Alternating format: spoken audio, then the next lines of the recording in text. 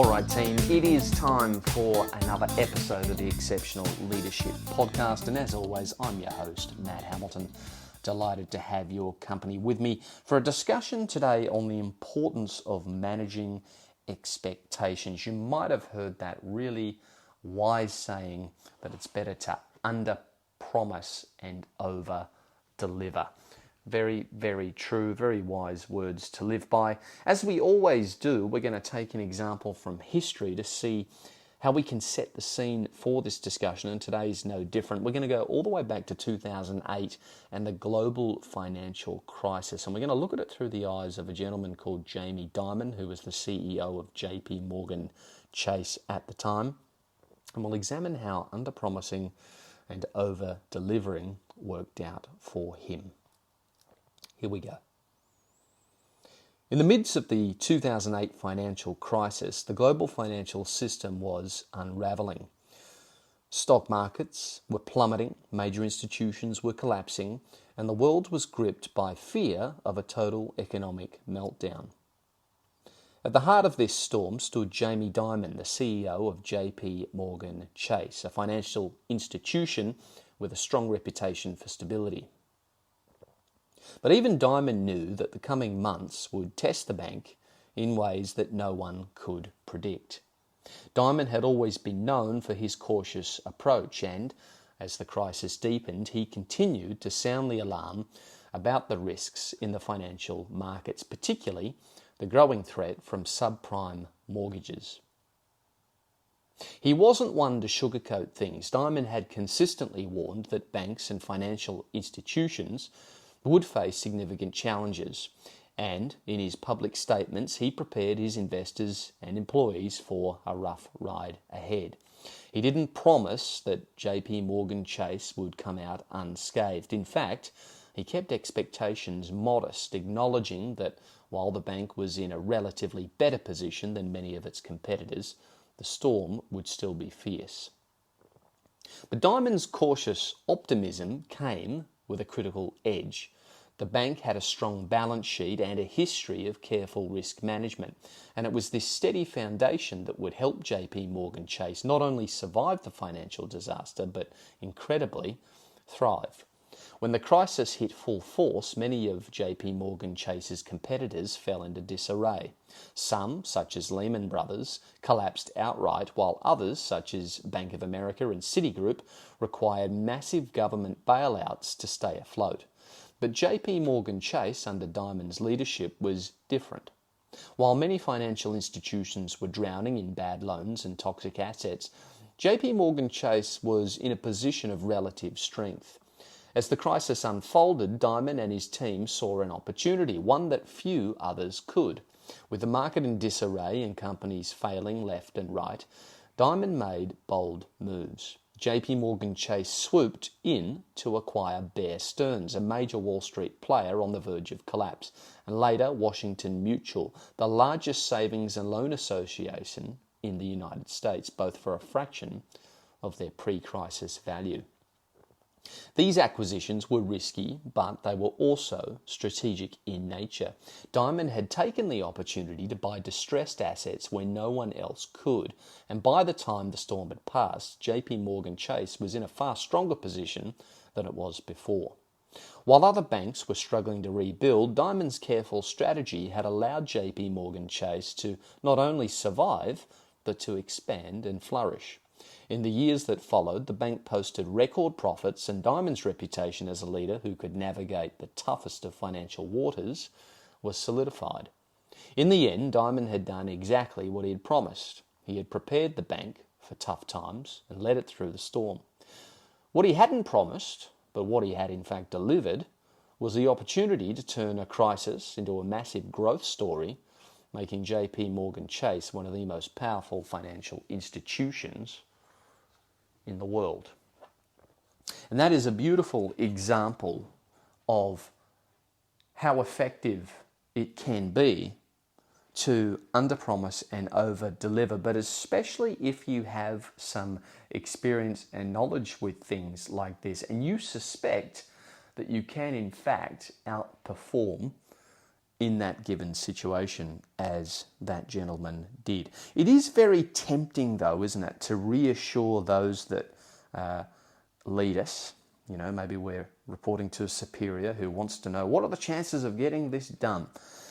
It's very tempting to reassure those people that the greatest outcomes will be achieved. Absolutely, I will not fail you. Yes, I will get the job done. No problem. Nothing to worry about, boss. But we need to understand that being afraid of conflict that might arise from saying, actually, I see some really significant headwinds and I don't think that's a reasonable expectation and there is risk that we need to navigate here. Sometimes being the bearer of bad news can feel a little bit like conflict because you know that you're going to be disappointing someone who wants the best outcome. But it can be really detrimental to perception on the other end when anything less than perfection is achieved. And we need to understand how that affects us. So why are we promising the world? Do we have to? Is it more prudent to deal with the short-term discomfort of telling someone what they perhaps don't want to hear in order to make sure that the organisation we work for and us personally, and indeed the boss that we're reporting to, is protected on the flip side when we come out the other end? So what I want to do is zero in on what is the reality of the situation that we're faced with. As I said, saying what people want to hear, it's easy. It's a cop-out. It's like putting a Band-Aid over a badly infected wound. Yeah, it's temporarily out of sight and it's out of mind, and if you tell the patient that, hey, this is all we need to do, easy as that, done and dusted, all fixed, nothing to worry about, it's a short-lived comfort, a short-lived satisfaction that is obtained from that approach, from the conveying of that information. What we need to do is not shy away from the challenges that exist. We need to get to the root of the issue and not shy away from the problem. We need to be honest about the challenges and the potential outcomes, even if they're really negative. And we're not just doing this for our own reputations and, self-preservation factors. We're doing this because understanding the full range of possibilities feeds right back into that value that I come back to every single time as a leader, which is to make sure you plan for all scenarios where possible. Don't be lazy. Don't take the easy way out. Do the hard thinking. Do the consultation. Understand what the battlefield looks like, so to speak, so that you can operate as strategically effective, in as strategically effective a manner as you possibly can. If you do not plan, if you do not deal with the potential negative ramifications of a situation, you cannot possibly do that. And as leaders, it is on us to make sure that we cover all of those bases. So don't shy away from the negative possibilities. Address them head on. I would much rather deal with a negative situation from a place of knowledge and preparedness than from a place of surprise and uncertainty. And that is what the product of not addressing these possible outcomes brings. I've said this before on the show, but I used to have a boss who said to me, the only problems I get grumpy about are the ones that you don't tell me about. And that has stuck with me. I would much rather, as a leader, have my followers tell me about the potential for negative outcomes early in the planning stages, so that we can make sure we have a plan not only for success, but we also have a plan for when things go sideways. Absolutely crucial. We don't want to be derelict in our duty by not calling that stuff out. So, closing thoughts.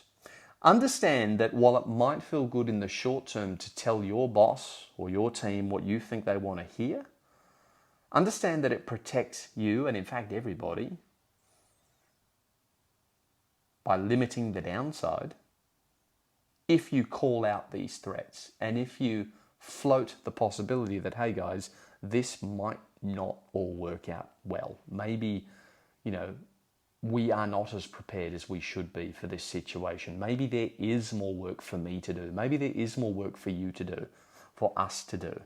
So call it out. And this protects our downside, because if we achieve a fantastic outcome that exceeds expectation, we all look fantastic. And if we don't, if in fact those headwinds and negative circumstances do come to bear, well, then at least we can say, hey, we have a plan in place, we dealt with this, we called it out as a possibility. No one can say, you didn't tell me. Now consider the alternative. Let's say you are aware that there might be headwinds and negative outcomes are possible, but instead you ignore them, you promise the world, you tell everybody what they want to hear, you don't discuss the concerns, and the worst does occur. And what are we left with? We're left with the view that, one, not only did you not tell us, but you didn't deliver either. Not a good look. Cardinal sin as a leader. Guys, I'll leave it there. Thank you so much for joining me on the show. Delighted to see that the podcast is in fact growing. We do literally have listeners from all over the world now, which is pretty cool given we are less than 3 months old. We've got people tuning in Germany, even Nepal, which really surprised me. So hey to whoever is listening out in Nepal, great to have you on board. And we've got North America, we've got Australia, we've got New Zealand, we've got Portugal, many other places in Europe. So the show is reaching far and wide. Guys, good leadership is in everybody's interest. Even if you don't lead people, it's in your interest to make sure that leadership education is propagated as effectively as possible, because guess what? Even if you don't lead anybody, you're going to be led by somebody. So it's in everybody's interest to make sure that leadership is something that is taken very seriously and good resources are shared. So what I'm going to ask you to do is to help me grow this podcast even more. I'd love you to pass on the details of this show to friends that you think might enjoy a little bit of help with their leadership journey. Maybe colleagues in the place that you work, if you think that they might benefit from having a little bit more education and discussion around leadership. I do think that this is something that is not taken as seriously as it should be. So word of mouth is very, very powerful, guys. Share the message, share this podcast with people you know, encourage them to tune in, and together perhaps we can actually start to make a real difference, and we can bolster the standard of leadership literally right around the world, everywhere from Nepal to New Zealand to Australia to North America and everywhere in between. That would be great, and it's fantastic to have you all as a part of it. So thank you for your loyalty and your support. On that topic, guys, please remember to subscribe to the show on whatever podcast app you consume the show on. Leave us a 5-star review. Those things really do help with respect to algorithms, so on and so forth. And as I always say, if you would like to send the show a message, you can utilize the send us a text link in the show notes, and you can give me your thoughts on episodes. You can suggest topics for new ones. You can interact in any way that you see fit. And what I am going to draw your attention to, guys, in closing, is the link to the Instagram page, which you will also find in the show notes. I would like to build up a really substantial social media following. And one of the ways I'm going to help build that over the next few months is to do a book giveaway. I've read and have in my library numerous really, really good books that have helped me enormously from a leadership perspective, from a financial management perspective, marketing perspective, so on and so forth, all these areas that relate to business and leadership. And I thought that they would be really applicable for you guys. So what I'm going to do is going to try and build that social media following by doing a giveaway on social media. And if you would like to be a part of that and you don't want to miss out, what I'll get you to do is follow the show on the Instagram page. The link to that is in the show notes. All right, guys, until next time, I will see you later.